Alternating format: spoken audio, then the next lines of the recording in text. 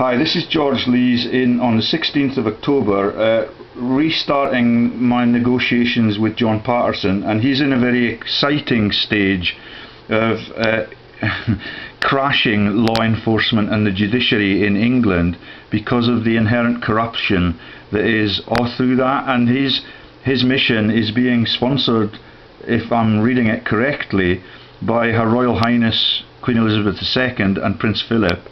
And he's had correspondence from them, is that correct? Not directly, my lawyer has. I've seen the letters.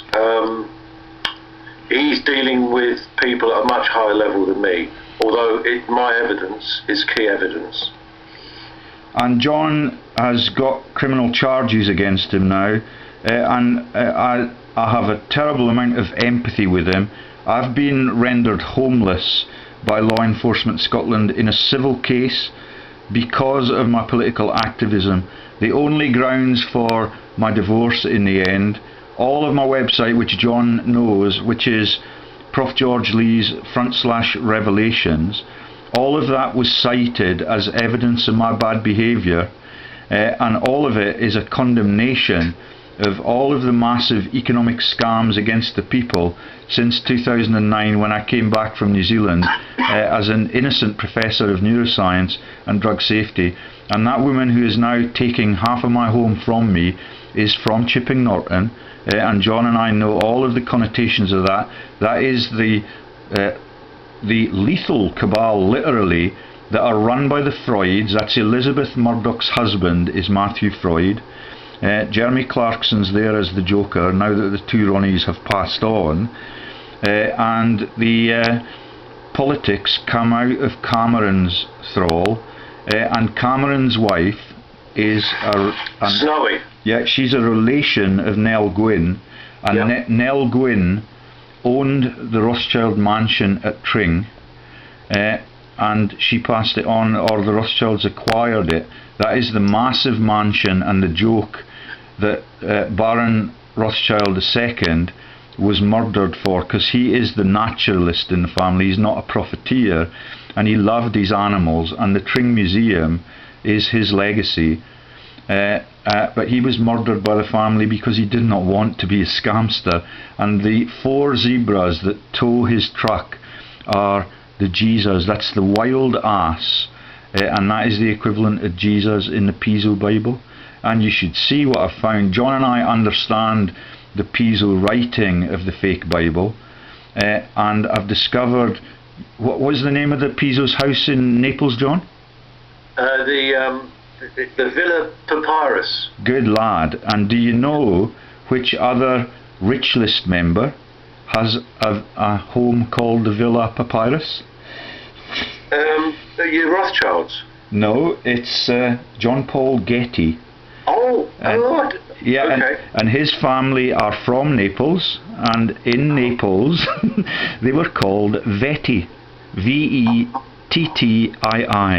It's just massive. Everywhere you go, all of the people that lead that evil Christian diaspora, yeah, that's the leaders of our great nations. That's Franklin D. Roosevelt and his brother Teddy. They were the Pilgrim Fathers, and that is the Illinois. And the donkey joke there, that is the wild ass and the zebra, is that Jesus is the donkey. And if you watch the videos by Monty Python, when they are going to the stoning, and they ask, why do we have to wear beards, mum? Because women are not allowed to participate in the stoning, and they've got the zebra hanging round the mum's neck, and they say, he's not very well today. And that is Brian's mum, and Brian is the Be-Aryan joke through all of world history. That is the Aryan master race that were the Pisos and all of the Roman emperors, right the way through the bloodlines until you get to George W. Bush's family, Nixon's family, and even Bill Gates is related to several members of the Pilgrim Father passengers. It's just astounding. Yeah, all of those bloodlines are totally coherent and intact. And I was telling John earlier about the illegitimacy of President Obama. Obama's name is Barry Suetoro, and that is Suetonius, who is one of the pressmen in the Roman armies, and he served in Wales, in Cardiff Bay, and he served in Anglesey as well.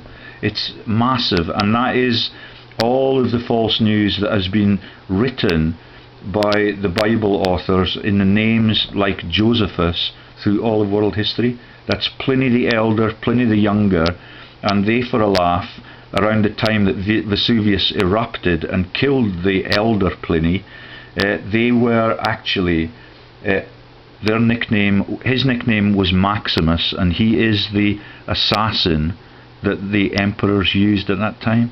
And that is the Maximus joke in the Gladiator film. And you would not believe, and Perseus in the Roman court, Perseus the poet, is the Percies, the Dukes of Northumberland lineage that run the Poison Garden in the Harry Potter movies. It's endless, and it's totally corrupted, and every one of the American presidents and the candidates are in those same bloodlines. It's stunningly, even Bernie Saunders, who I was a great admirer of, because he helped reveal that the banking crash and the reset in America was totally premeditated, and it was a massive amount of money. He and Noam Chomsky, the full socialist, who used to write to me on Gmail and explained to me that when I said to him, how do you manage to cope with the 2 million visits you get every day on Facebook? And he just explained blankly that his Facebook page is the US government's page, and all of it is run by them. Yeah, and that's the way. Fantastic. Yeah. And I was a great admirer of him because he's a neuroscientist like me and a fine public speaker. But all of it is false socialism, like Naomi Klein. She wrote those magnificent books on how the world was sold. That's Treasure Islands, selling. That's Nicholas Shaxson's book. But Naomi Klein wrote a book called The Shock Doctrine, about all of the asset stripping of the countries, following the tsunamis and things. Every natural disaster now becomes a profit stream for the charities that go in there and suck up from them. It's absolutely ruthless. So it cannot get sicker. But when I found myself in jail, and the only option that the corrupted sheriff's procurator fiscal's name is Fraser, and he interlocks with Rory Bremner's frauds in a tiny little town called Jedburgh. Where have you gone? Sorry, George, I've just had to go and get a sweater. I can hear you. Okay. I had to go next door. Go on. So the only options I was given were I was going to get jailed for another 3 days until we could get through the weekend, and the jail is horrendous. They keep waking you up every hour to make sure that you're aware that you have the right, like many others who've been jailed before you, to commit suicide. Yeah, and it's absolutely squalid. Yeah, we were transferred to the court in tiny little cages.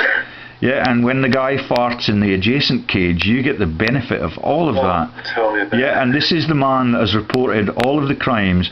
All of those crimes were the only grounds that my wife had to divorce me, and she's from Hemel Hempstead and Chipping Norton, and moved into my life as an employee of one of the employment agencies, Manpower, yeah, as soon as my company became insolvent. And that company is run by massive pharma profiteers who are now on the Forbes rich list, and all of the Ponzi shells are still in existence, and it's just tragic.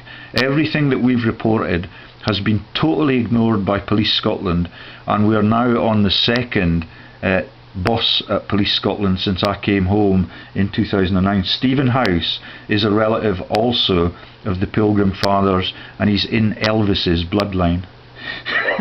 Elvis Presley. It's just amazing.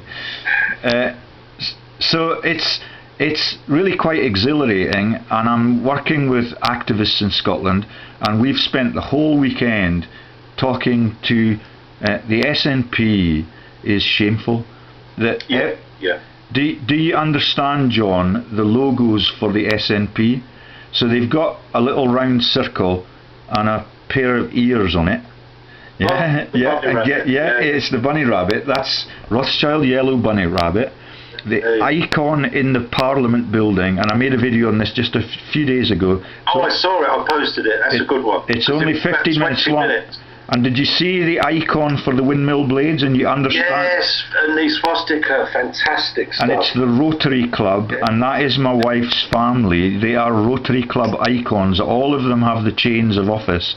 That's Dr. Stephen Andrew Hancock's and his dad, Ted. Yet they run the Rotary Club in Hertfordshire, and all of the jokes that come out of there are absolutely vicious. Heath Ledger died. Did you know Heath Ledger? Heath Ledger, he made the film Batman. Yeah, he died in the making of the film The Grimm Brothers, and that is the same fascist master race legends that led us to World War I and World War II.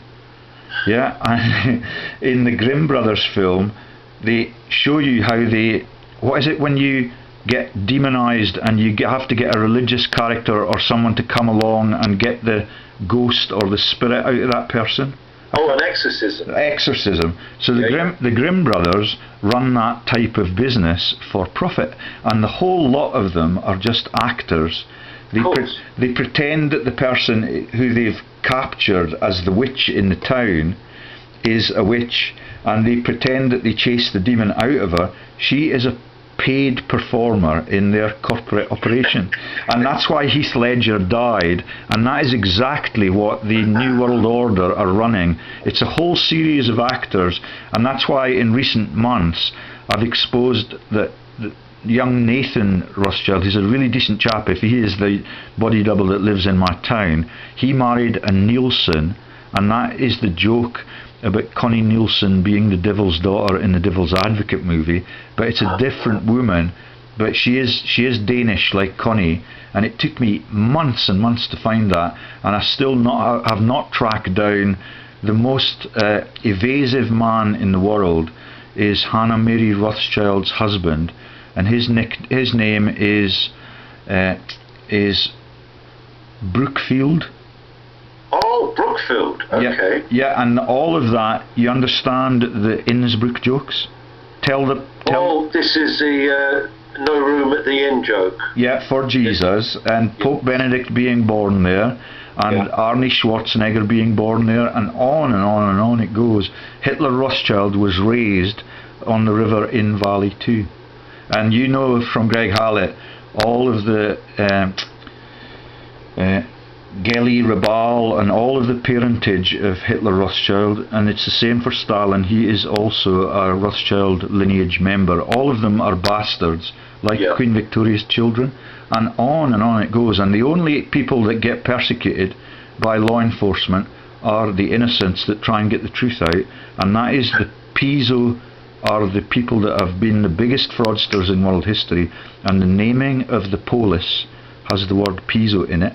Like, yeah, it's in everything that is the joke about world ownership, and now they are totally cover their asses by publishing things on a website called Pi Interest, and it's have you not seen it? When you look anything up that is part of the religious fraud, we've got the radio broadcasters, Pi, P-Y-E. Yeah. That. Because they own all the media anyway, so. And the woman that was talking at the Scottish meeting this week, she is called Philippa, yeah, and her surname is the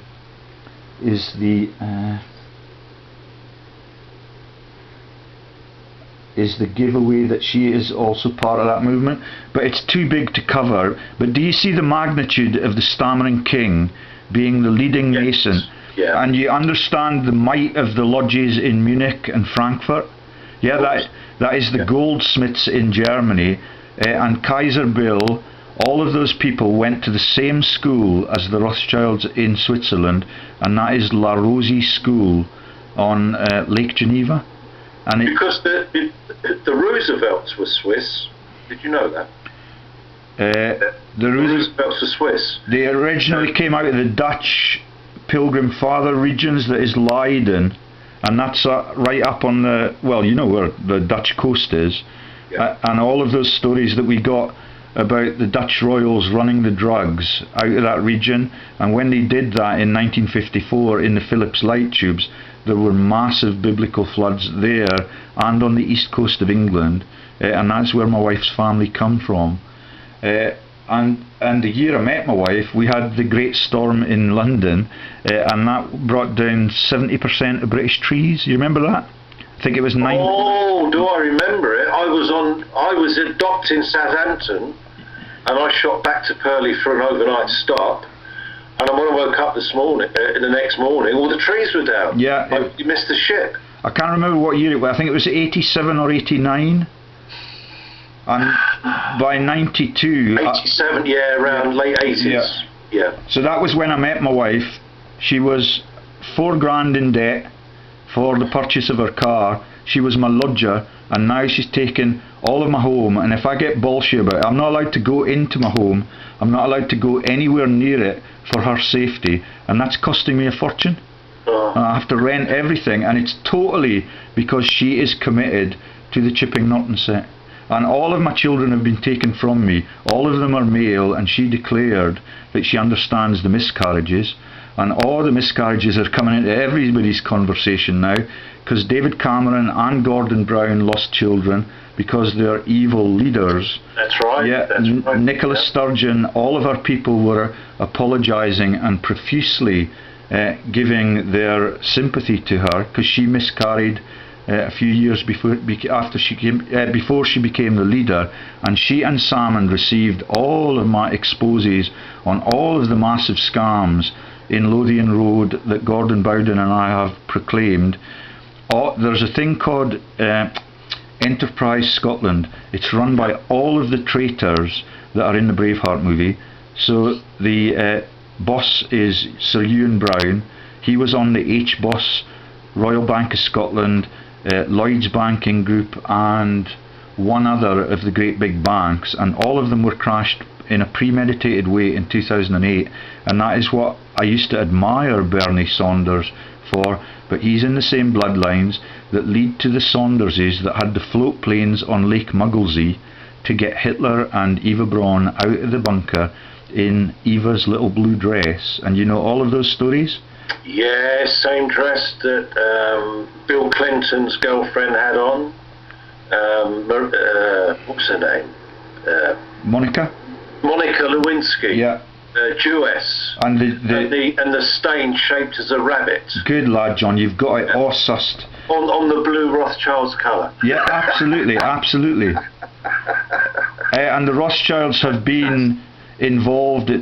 You understand the federated states joke about Sepp Blatter and the sacking of Rome in 400 AD? Go on. So that is Alerick, who sacked Rome from out of Frankfurt. Yeah, in 400 AD, and that's because the Roman Empire is so far from home now that they cannot manage themselves. And you're telling me that your lawyers are now running campaigns against protection rackets. So what happened was the German militias were trained in the Roman armies, as portrayed in the Braveheart movie, you know, with that great big guy that tastes the food for him. Yes. And did you fight against the Germans, Maximus? And sheepishly he says yes, but they're so far from home that they can no longer feed themselves there. They've trained all of the people all the way up those Blue Danube valleys, and when they come down, there's no way that Rome can defend itself. And the Roman citizens and its armies are so far away that there's no way that they can be protected.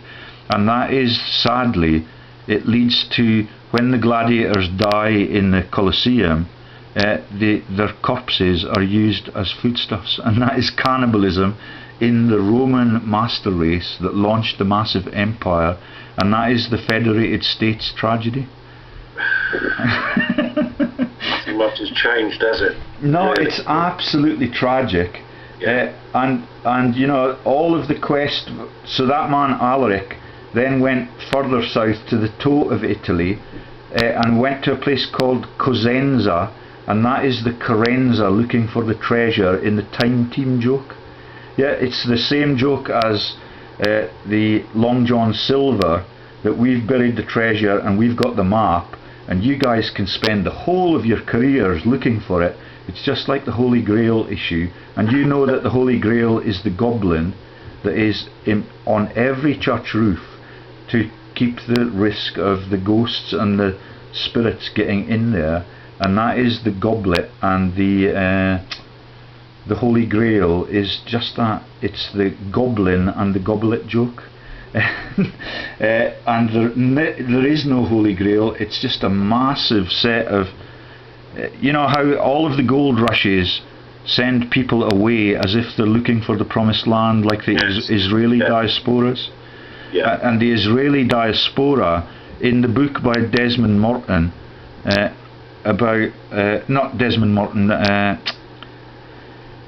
Frederick Morton, about the Rothschild family, it reveals that in the lead up to the partitioning of Palestine, that the stammering king joke is about the stammering rabbi of Paris, and they believe that God's too simple to negotiate with sophisticated people, which is why they gave him the stammering king and the stammering rabbi to negotiate. And it's all published openly on Google Books. If you look that book up, The Rothschilds, by what did I just say, Morton, you'll see that all of that is an overt joke, and I've made a video on that too. That was the last one I was able to make in my own home before the police forcibly crashed in through the doors, and just banged me into the car. And that was in the lead up. I was going to make an interview with Jim Fetzer that night. I've never made it yet, and he's not been able to get the truths about what has happened to me since. So what has happened to me since is that I've been sent from my home region.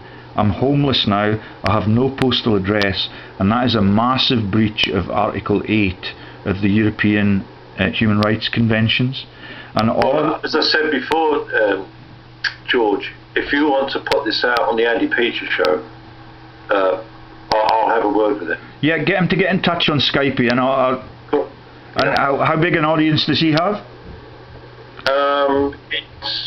We went up from about 850, I think, up to 1200. But it's the, you see, what I do with the shows, with the podcast, that then goes out on other websites like Buckling Cats, Able Danger, Facebook. It just goes on. It gets spread. So it starts with 1,200 people, but then it goes into thousands, 10,000s, and 780 odd thousand. My hits are up to now. And can you confirm for our mutual listeners how opaque government has now become? None of the recent leaders and cabinet members have anything on Hansard at all. Michael Moore was able to escape from office as the Secretary of State for Scotland. Since 2005 he had nothing on Hansard. And that is a huge breach of the Constitution, but now it's the mode of conduct for every parliamentarian. In the House of Lords, you cannot contact individuals. You can send it to the administrator for the second chamber, and he will just throw it in the bin. And none of them now have to. When I came back, there was a very, very useful set of statistical data year on year, and it was published by a man called McCandless. It was a for-profit company, but he was a statistician, and he had fabulous ways of making pie charts and colourful illustrations of how... Oh, I've seen this guy. It's on my website somewhere, unless they've taken it off. So what you get is the total costings to run the NHS for a year, the total budget for the English government for the whole of the United Kingdom. And when I asked the politicians in the political meeting in Glasgow, right next to the BBC building, where they heard me for 10 minutes with the journalists, they will cover up that visit because I referred them to my website. And it's the total false news that is the blight of the world. Even you and I are beginning to make impressions now, but until we can get the mass audience that is duped by the governments all around the world, we've got to capture the attention of the ordinary people. I can say now, George, I've got a hardcore of people on Facebook who share this stuff like wildfire. This is how we get the news out. and don't forget, George, on the 14th, just before I got involved in that fracas, I was talking to a lady. She was a camera lady for Sky TV. I said the same thing to her. I said, you will never publish this on Sky TV, because we've even been to the BBC with this evidence. Yeah. So they all know about it, George. My host in the Central Belt in Scotland tried to get Kenny McCaskill to talk to him. He totally refused to speak. And Kenny McCaskill was the Justice Secretary when I reported all of the frauds to Salmond and Sturgeon that's the frauds in Westminster that you and I made. And this McCaskill, George, was this the guy that got the so-called Lockerbie bomber released? Is it the same guy? Maybe he was the Justice Secretary for I think 2 terms. Oh no, they only had 1 term, because they won the massive election in 2010, and they could have freed Scotland that year if they had just gone for the jugular, but they pussyfooted around and made it a constitutional issue. Thank you. And nothing ever happened. And now when you ask them questions on how much does it cost to run the Scottish economy, how much do we draw down from London, to get the budget, is there a treasury? They have no answers to any of those questions. There are no statistics on how much it costs to run the country, but all of them, including Jim Hume, one of the local MPs that was in my region and was a Facebook friend, that's the Humes, the pacifists of Scotland, that were the naming of the bridge in Sarajevo where the Archduke was killed. And all of that has been taken down since you and I talked about it. You remember those discussions? Yes. The Hume Bridge, they've now renamed it. It was on Google Maps as the Hume Bridge, and it was on Wikipedia as where the Archduke was killed. And the first Duke, the son of that man, do you know that he was also executed by the Rothschilds? I didn't, but it doesn't surprise me. It's called the Mayerling incident, and it occurred on the Am Ibs River, which is a tributary of the River Main. And if you look it up, it's the Mayer Rothschild name is the Mayerling incident, and it leads to them winning the issuance of money in Austria, and the fights against Metternich and the Austrian leaders. And the families that were the incumbents, aka the Archduke's family, that was his son was found dead in that shooting lodge on the Amibs River, and that becomes a Rothschild's hunting lodge immediately after. And it's just totally ruthless. It just goes on and on, doesn't it, but George? Now that family understand that we have them pinned as being involved in the pivots of the Future of Russia Fund and the running of Russia out of the English-speaking G8 countries, they are in a state of panic. Believe me, that body double represents the Rothschild family, and his uncle is a Paterson, and all of that is correct in Burke's peerage. Well, the thing is, George, you see, now if you notice, all the old school, all the old New World Order team that are in their 80s, 90s and 100s, they're still living somehow. The younger generation don't want to step into their shoes. Well, they don't want to be part of it. If these people are really, and I told you earlier that I met Hannah Rothschild at a horsey event in my hometown. She's really gentle and caring, and her brother is just the same.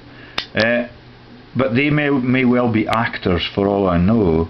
But they have the capacity for greatness still, because everything that we have reported leads to world wars, and no one, now that we cannot smack our children, wants to be associated with issues like that. So I'm delighted that your commission... No one wants World War III. This is what they want. Well, I'm delighted that your commission is not pressing to execute people and stuff like that, but you're going to give them immunity, provided that they confess and that we come clean and we create a new democracy. That's a little bit of give and take is all that it will take.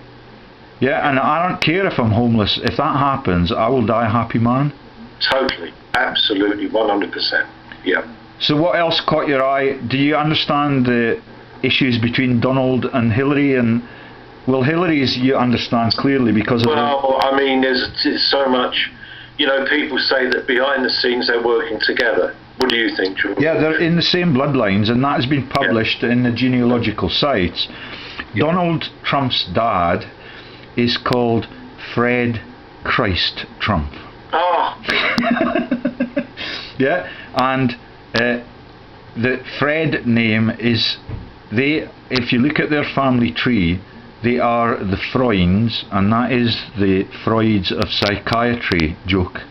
Yeah, they're in the bloodline, and that is all the way back to the Tavistock Institute. And that's the Germanic linkages. His families are German roots. Hillary's are Norway linkages, and that is the links to the Rockefellers, and that is why Tom Hanks, the Rockefeller, made the Normandy beachhead jokes about the massive massacres. Just totally ruthless and laughing at the war dead all the time. Well, they weren't laughing too much longer, George, I can tell you that. So Donald has got 3,000 business hits on the open corporates that I now use. And in the presidential debate the other night, they were talking about the brutalisation of a place called Aleppo. You know where that is? It's in Syria. That's it. It's right on the Syrian. Yeah. It's in Turkey actually, but it's right on the Syrian border, and they're demonising Russia for coming in there and having air attacks. But when you see, George, while we're on the subject of Russia, a lot of people on Facebook can't decide whether Putin is with the New World Order or against the New World Order. He's absolutely in their team. You remember when we talked to Fetzer and we were only given an hour because Obama was going to speak to the nation, yeah, and we got an hour instead of getting the 2 hours we were promised. That is typical of how they work, and everybody in that journalist sector appreciates that Obama is not an American citizen, but he's still allowed to do things like that, and no one will confront him because it's so dangerous to do it. But Putin, you heard Greg Hallett profiling everything he did. I did. Nine body doubles. I have to see what Putin's doing. He has stopped 2 world wars. Putin has. Yeah, I have to see his fruits, and then I have to see what people are saying about him. But when you understand that the Future of Russia Foundation is run by Prince Charles, the Murdochs, George Osborne, that's why he had to resign. Yeah, there's no way that you can be Chancellor of the Exchequer and pretend that you're running for profit as a board the future of that massive country. Yeah, and so in other words, since the Bolshevik Revolution, Russia's always been in the hands of the Jews. English-speaking world, it's Jews and Christians. Yeah, I doubt that George Osborne is a Jew. Yeah, but the Rothschilds are on those boards. Henry Kissinger is on those boards. He's a Jew. Yeah. Yeah, out of Germany, and that is Kissingen in the Alps.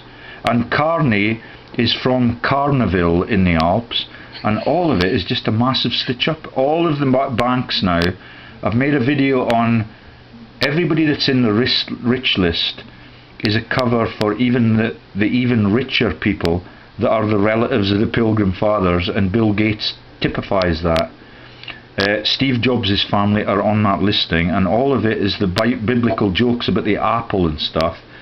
And Steve Jobs made some outspoken Job in the Bible is God in the heavens, greatest servant on this earth. Yeah, that's Bill Jobs' joke, and that's why then Bill Jobs got cancer. Yeah, horrible cancer, very, very young, and no one pretends that they do not understand that now, and that's why the whole world is in a state of panic. Yeah, that all of those sudden hits on the man who wrote the book God Is Not Great. Yeah, within 9 months of publishing that book, he was dead in a ditch too.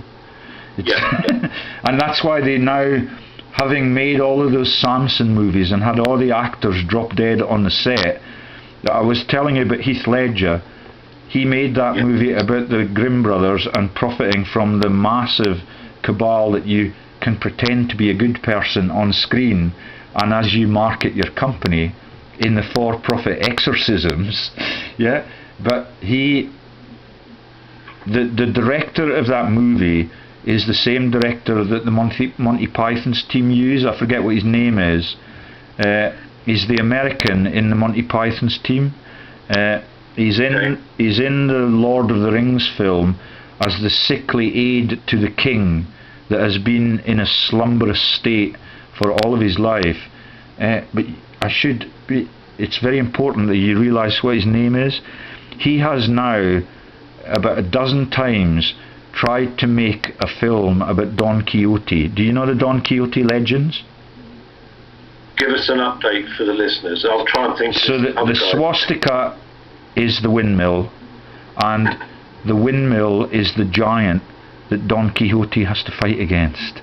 Yeah, and it's the swastika is the icon for the global Freemasons right up to World War II. And Don Quixote is a foolish but chivalrous knight, like the Arthurian legends, and all of those were written by whom? You know this. The Arthurian legends were written by? Go on. The popes in Rome. Yes. And it's just absolute. So Heath Ledger and the guy who is the man that made the Pythons comedies, because they understand the whole of the religious fraud, and he understands that massive joke about fascism and the Rotary Club and all the capitalists all around the world benefiting from that windmill icon, and that is for Lord Hollick of Notting Hill. That is the three legs for the Isle of Man, and it's on, and that's Rolf Harris's jokes about Jake the Peg and Jake the Peg. George, I just think the name just come to my head.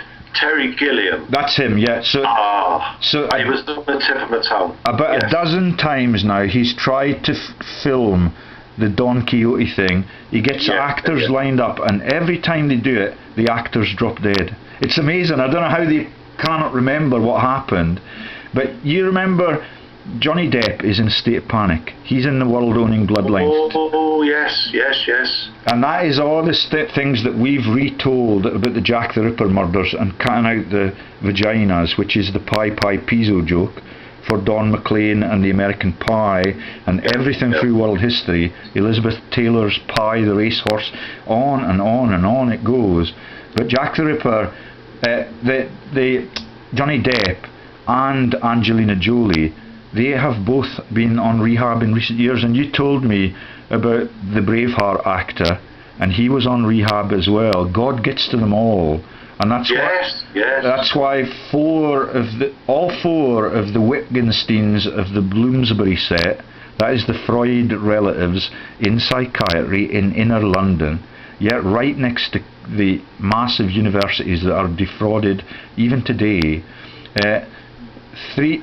All of those brothers tried to commit suicide. 3 of them succeeded, and the elder one narrowly failed. And that is the Bloomsbury set that everybody talks about with the launch of the narcotics crazes to dismember the people in all those great cities around the world. And God... George, can you just explain again the fraud of what doctors get paid providing no overprescribed drugs? Yes, every doctor in Britain, according to my colleague who wrote me a letter from the Kelso surgery that then had tried to section me the following year, they get approximately 40% of their 100 grand basic from giving too many drugs by volume to their patients. And I talked to a woman who's the SNP member for Kilmarnock, I think, on the west coast of Scotland. She was a former surgeon, which is a cover for the new leader, Sturgeon. And she is guilty of earning 75 grand as an SNP member in Westminster. She gets £500 a day as a surgeon, and she did not mention any of that, but she was brave enough to reveal for me that the quality outcomes framework that we were describing there, when the doctors profit from everything that they do to the dismemberment of their patient's health.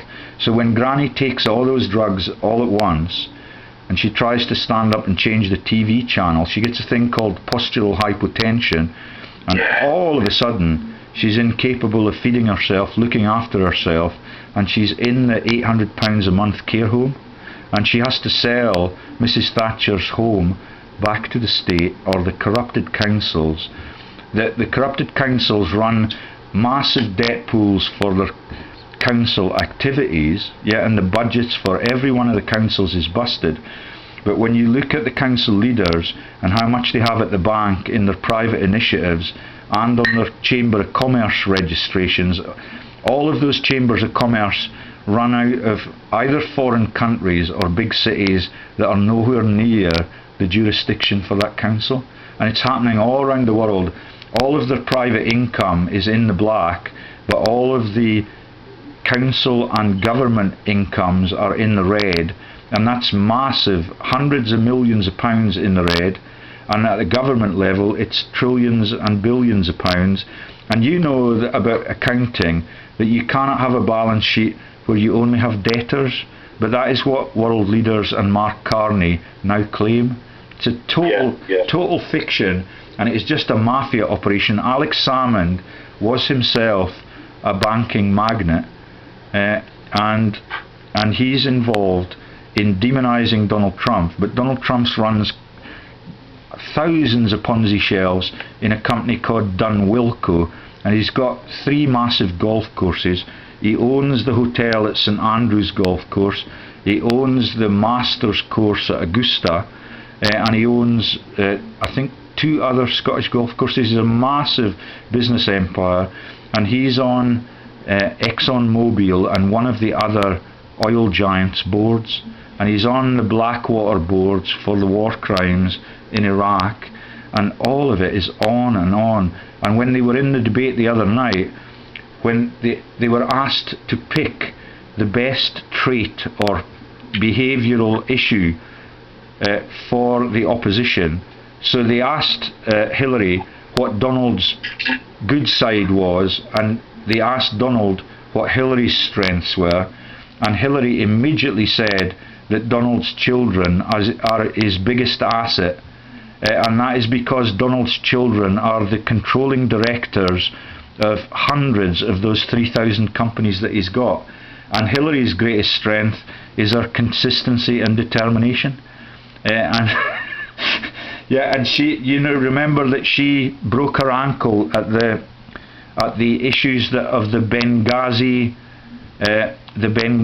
embassy, and you and I know that there never was a Benghazi embassy, and that Ambassador Stevens that was killed and raped and pillaged, he was never an ambassador at that place. It's all false news.